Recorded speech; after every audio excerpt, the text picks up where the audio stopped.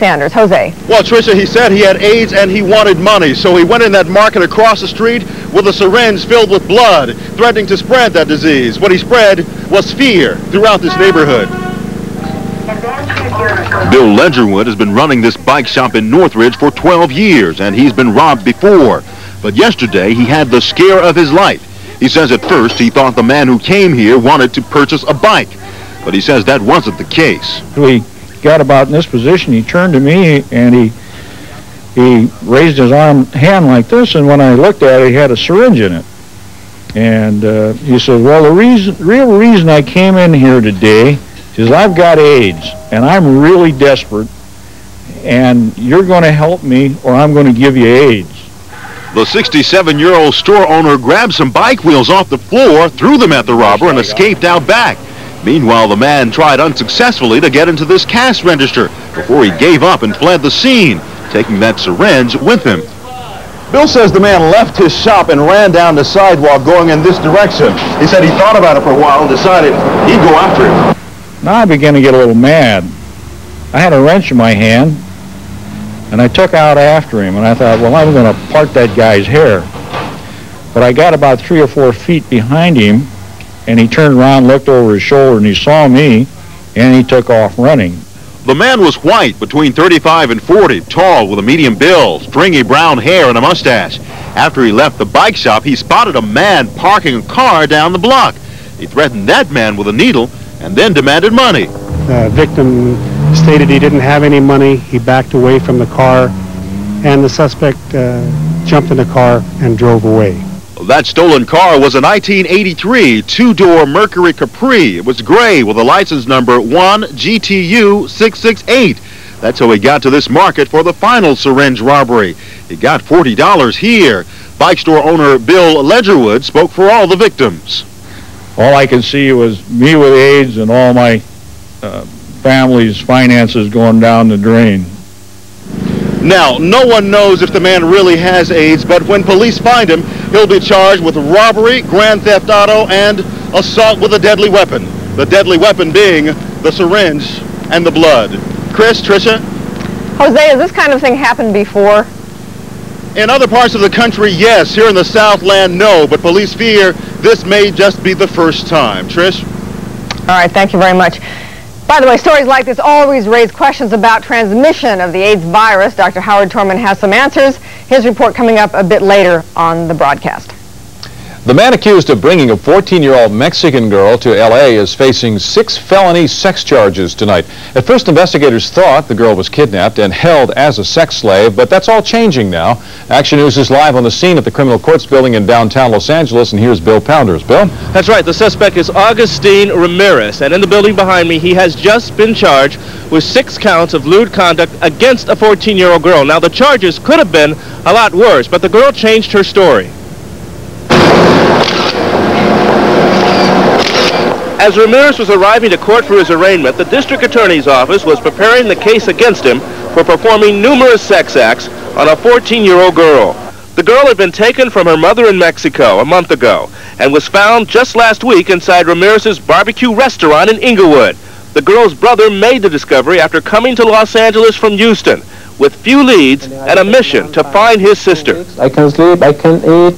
At his arraignment, Ramirez was not charged with kidnapping. That's because the 14-year-old has changed her story, saying that Ramirez talked her into leaving Mexico with him with the promise of a better life. It is not necessary to determine one way or the other whether she was kidnapped from Mexico or came here of her own free will. The point is that either way, the acts that occurred with a child of her age constitutes a crime here in California. What are the acts?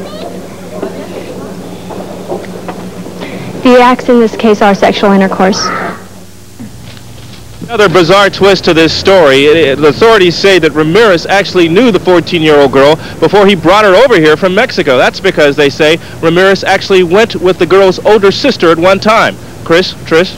Well, what happens to the girl now? Well, the girl in just a matter of days will be reunited with her mother and taken back to Mexico. But let's remember, the real hero in this story is the girl's brother, the brother who came here from Houston, really looking for a needle in a haystack. He really didn't have much to go on. He was, by the way, nowhere to be found today. He's reportedly in protective custody. Thank you very much, Bill. The persistent search that Bill was just referring to by the brother has resulted in an outpouring of affection for this young girl, and imagine in the position that she's in. And now if you'd like to help the Lopez family, you too can send a check or money order payable to the Marcelino Benitez Lopez Fund. That is care of Find the Children, 11811 West Olympic Boulevard, Los Angeles, 90064. The prosecution rested today in the trial of 4 LAPD officers accused of beating Rodney King. Harvey Levin has been covering the trial gavel to gavel and joins us now in the newsroom. Harvey. Tricia, attorneys for the 4 defendants tried to put a quick end to the case, but George Holliday's home video of the incident turned out to be an insurmountable obstacle. All right, the people rest. The defense is now center stage, and lawyers for Theodore Brasino, Stacy Kuhn, Lawrence Powell, and Timothy Wynn didn't miss a beat. All 4 attorneys asked Judge Stanley Weisberg to throw out the charges and acquit their clients. They argued the prosecution didn't present enough evidence to justify giving the case to the jury. But the attorneys hit a legal brick wall in the form of Judge Weisberg. Any such force as was used by Mr. Wind was anything other than force necessary in the performance of his duty as a law enforcement officer to effect a lawful arrest. All right, was Mr. Wynn depicted in the videotape using his baton after the initial blows? Yes. And after Mr. Brasino was seen to put his foot on Mr. King's head? Yes. In the end, Judge Weisberg felt the now famous videotape of the incident was enough for the case to proceed.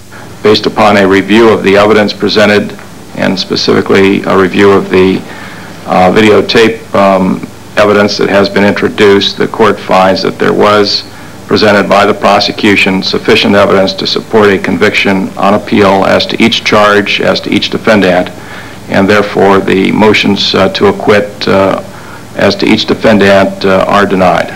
The prosecution didn't call Rodney King as a witness. King's civil lawyer says his client is disappointed. He really wants to come in here and tell this jury what happened to him. I've also explained to him that, you know, the success of the prosecution does not depend on his appearance in the trial. The defense begins its case tomorrow morning. We're told the leadoff witness will be Sergeant Stacy Kuhn. Chris and Trish.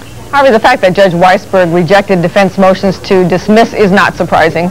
No, Tricia, it's very rare that a judge would grant a motion like that. The real function of it is to preserve the defendant's right on appeal in case they are convicted. Right. Thank you, Harvey. There's much more news ahead for you here on Action News. We'll hear from a brave paramedic. His heroic rescue nearly went horribly wrong. White-collar workers singing the unemployment blues. We're going to show you the overwhelming turnout for a local job fair. What's in the president's cabinet? The congressional rubber check scandal widens to some of the president's men. And the stars come out in the middle of the day. Entertainment reporter Steve Kameko has lunch with the Oscar frontrunners. Hey, babe, trust me. You don't need a stuntman. Your head's gonna be in the tiger's mouth maybe 40 seconds. Of course I care about you. I booked you to London on Virgin Atlantic's business class, didn't I? You can relax and stretch you out in those huge sleeper seats. You can't relax and watch a movie. You gotta scream right there at your seat. Virgin even sent a chauffeur limo to take you to the airport. Have I ever steered you wrong before? Hey, that's not fair. That bear was a stand-in bear. Virgin Atlantic Airways, upper class to London. Take us for all we've got. Explorers in years gone by traveled miles to discover exciting new foods. Today, the Olive Garden's new Italian Discovery menu lets you explore delicious new tastes. Sirloin in a wine vegetable sauce, beef classico, cheese and olive-filled pasta, ravioli olivata, a zesty sauce with tender chicken breasts, chicken San Remo, or enjoy all three in our Discovery combination platter at the Olive Garden during our Italian Discovery celebration. No matter what you drive, Pep Boys offers worry-free, guaranteed service.